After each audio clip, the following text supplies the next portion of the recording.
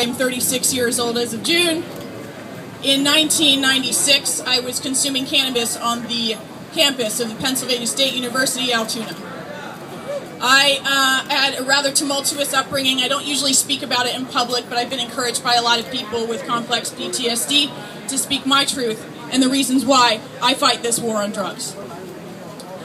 As I was growing up, I was like most children. I was innocent, naive, and I had every right to be, because childhood is supposed to be a beautiful thing. Unfortunately, I was sexually abused by my stepfather for 7 years, and when my mother found out about it, she decided to shoot him and kill him, and then she killed herself. So after all I've been through, I was prescribed pharmaceutical medication, which in some cases has almost killed me. I decided that wasn't working for me, and that I would try cannabis at the behest of some very concerned and intelligent friends.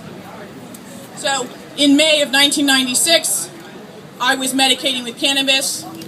For the first time in my life, I was able to process my trauma, to write about it, to talk about it, to see the beauty of the journey of life, and to not give in, and to not give up, which my brain, on pharmaceuticals, and without anything else besides cannabis, was telling me to just give up, that I was tired.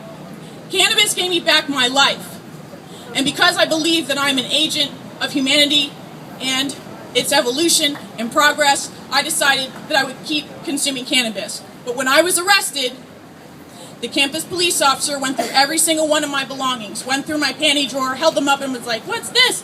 Really taking advantage of the fact that he's supposed to be protecting us.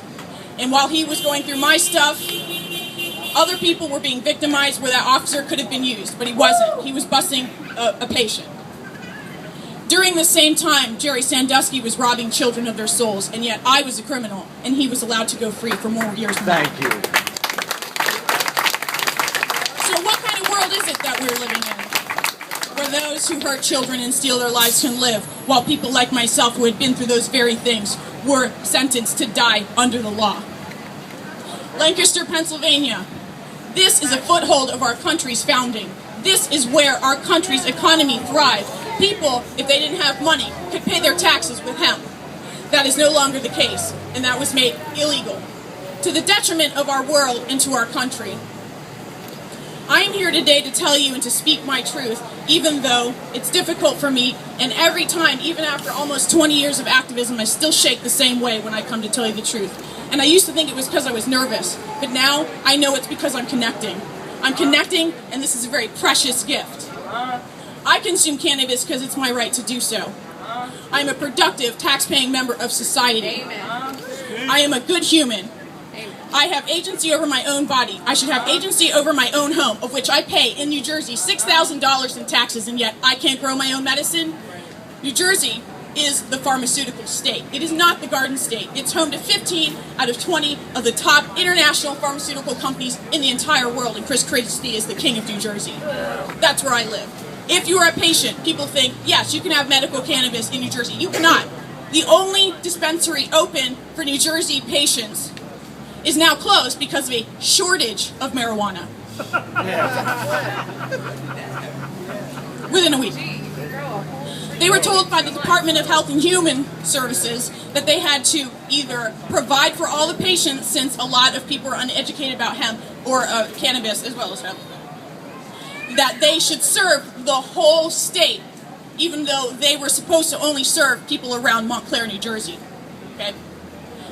Because of my activism, I don't just fight for patients. I fight for free-thinking human beings and Americans, because I live here specifically. Okay?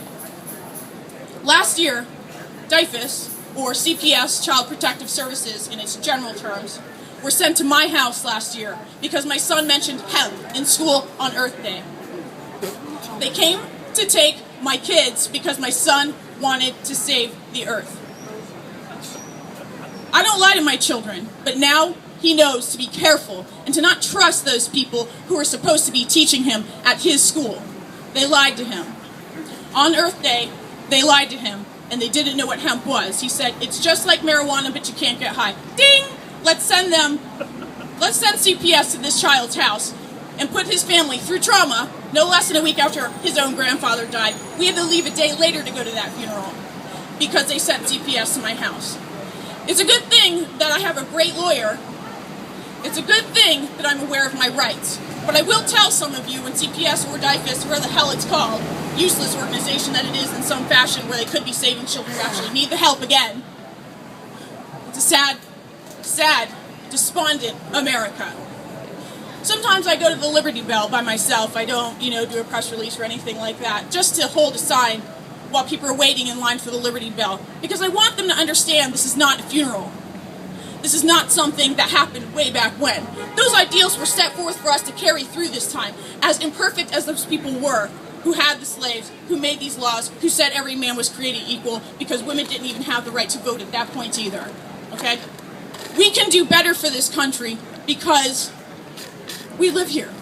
And every place you live, in every place that you go, your job as a human is to not lay silent and stay in a deep, dark sleep. Your job is to wake up and share this journey with all of us. Lancaster, Pennsylvania is a hallmark of our American values. I look at these streets, I look at these buildings. Some of these have been here since the beginning of our country's founding.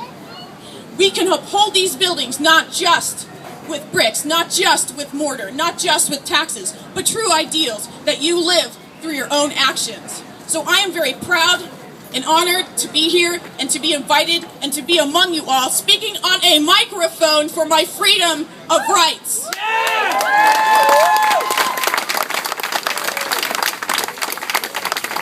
Mid to late 90s, I was demonstrating with Dr. Heiklin, a libertarian advocate for free speech, okay? That's where I got my start. We were using bullhorns at Penn State University main gates, and they told us, even though we have pep rallies for Penn State, even though Jerry Sandusky is abusing children in that back room in the showers, you can't have a bullhorn to speak about your American rights. Well, I'm sorry. I know what my rights are. I believe in what my rights are. I'm willing to fight for them, and they dragged me away, they broke my bullhorn, and guess what? They ended up giving me money. Because in the court of law, they are not supposed to suppress or repress our right to free speech. A few months ago, we watched people at First Amendment Rock get arrested for free speech after we were kettled by the Federal Park Police and the City of Philadelphia Police.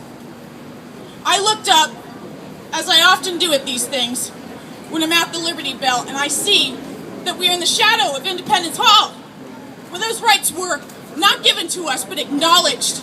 They were handed to us to be the wards of those rights moving into the future. And yet I watched as my friend Poe had all these cops drop their knees simultaneously into his back. For what? For what? For being a person who believes in our values and would stop at nothing short of course, violence, which is nonviolent, to promote and to share with other people. And for that, he was put in solitary confinement at a federal prison and released with a citation. For all that suffering, and for what? What point did you prove? I wonder if they understand that they're on the wrong side of history.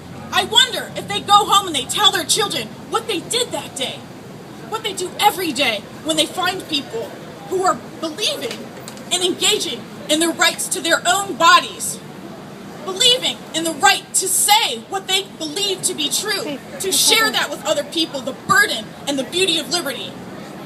I wonder if they'll wake up on the right side of history. And that's why we have to continue to do this. Because not all of us bear the knowledge that we have today. We started somewhere. So instead of admonishing people so much that you can't talk to them or that you hate them, believe in them. Because there have been many, many politicians who have changed their minds over the course of the years. I believe in you, and I want to sincerely thank you from my soul for helping me bear this beautiful, awful, wonderful burden of freedom. What? So don't hug me, I'm recording. Thank you.